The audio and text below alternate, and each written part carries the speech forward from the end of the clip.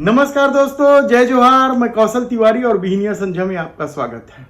सत्ता का अपना चरित्र है और उसका अपना मिजाज और कुर्सी की ताकत समय समय पर इस देश ने और इस प्रदेश ने यानी छत्तीसगढ़ ने देखा है कि कुर्सी की ताकत क्या होती है।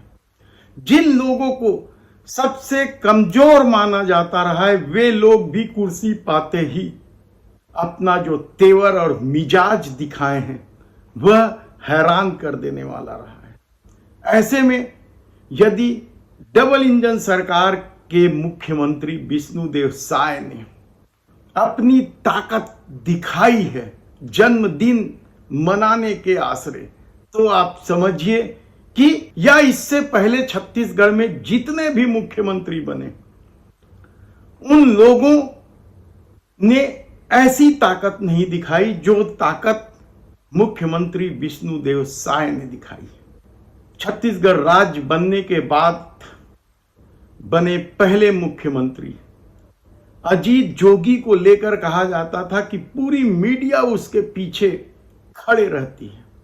तो 15 साल डॉक्टर रमन सिंह की सरकार रही, वे भी इस तरीके से जन्मदिन नहीं मना पाए। हालांकि उनकी जन्मदिन की भव्यता की कहानी कम नहीं है और न ही कांग्रेस सरकार जो हाल में सत्ता से बाहर हुई है उसके मुख्यमंत्री भूपेश बघेल के जन्मदिन में भी वह नजारा देखने को नहीं मिला जो विष्णुदेव साय के जन्मदिन में देखने को मिला। समूचा बड़ा अखबार जन्मदिन की बधाइयों के विज्ञापन से अटा पड़ा है और इन विज्ञापन देने वालों में विष्णुदेव साय सरकार के शायद ही कोई मंत्री बचे हों जिन्होंने फुल पेज का विज्ञापन नहीं दिया।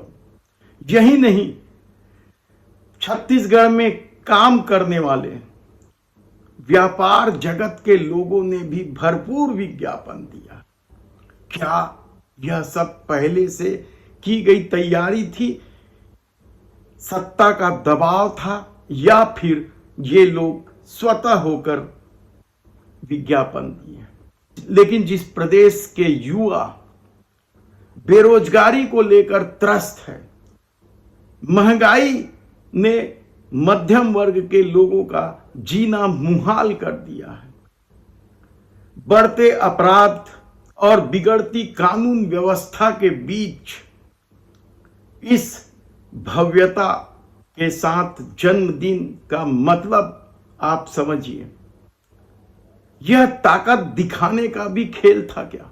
क्योंकि राजनीति के जानकारों का कहना है कि विष्णुदेव साय के मुख्यमंत्री बनने के बाद जिस तरह से हवा उड़ाई गई थी कि वे अब तक के सबसे कमजोर मुख्यमंत्री हैं, उस छाया से भी बाहर निकलने की कवायद बहुत पहले से शुरू कर दी गई थी।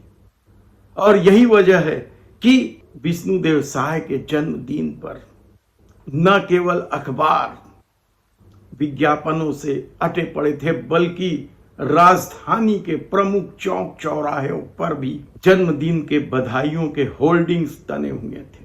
और बधाई देने वालों में वे तमाम नेता शामिल थे, मंत्री शामिल थे, विधायक शामिल थे, व्यापार जगत के लोग शामिल थे। यदि आप यह फेरिस्त देखेंगे तो चौंक जाएंगे कि जिन लोगों ने कभी अपने दुकानों का भी विज्ञापन नहीं दिया वे लोग भी विज्ञापन जन्मदिन की बधाई देने टूट पड़े थे विज्ञापनों के रूप में। तब ऐसे में अजीत जोगी, डॉक्टर रमन सिंह और भूपेश बघेल के कार्यकाल के दौरान उनके जन्मदिन को लेकर जो चर्चा हुई थी उसमें लोग अब यही कह रहे हैं कि विष्णुदेव साय ने तो उन तीनों मुख्यमंत्रियों को बहुत पीछे छोड़ दिया।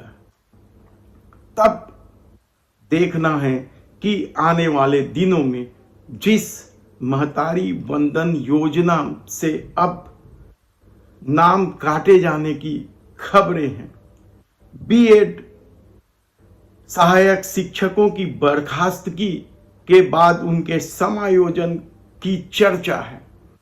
डीएड अभ्यर्थियों की नियुक्ति न्यायालय के फैसले के बाद अभी तक तो शुरू नहीं हुई है, और आचार संहिता जब समाप्त हो जाएगी, अभी ग्राम पंचायतों के चुनाव चल रहे हैं और चुनाव के बाद जब आचार संहिता समाप्त हो जाएगी, उसके बाद बजट सत्र जब शुरू होगा, तब देखना है कि मोदी की गारंटी को लेकर जो दावे पिछले विधानसभा में शिक्षा मंत्री ने 37,000 शिक्षकों की भर्ती को लेकर किया था, क्या वह मोदी की गारंटी को लेकर कोई कदम आगे बढ़ाया जाएगा?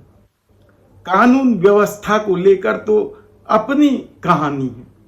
बढ़ते अपराध का ये आलम है कि कुछ देर के लिए भी यदि लोग अपने घरों को सूना छोड़ देते हैं तो चोरी हो जाती है, ताले टूट जाते हैं। तब ऐसी परिस्थिति में जो ताकत विष्णुदेव साय ने दिखाई है अपने जन्मदिन के आसरे, क्या उसी तरह की ताकत अब इस प्रदेश को संवारने में दिखाई देगी?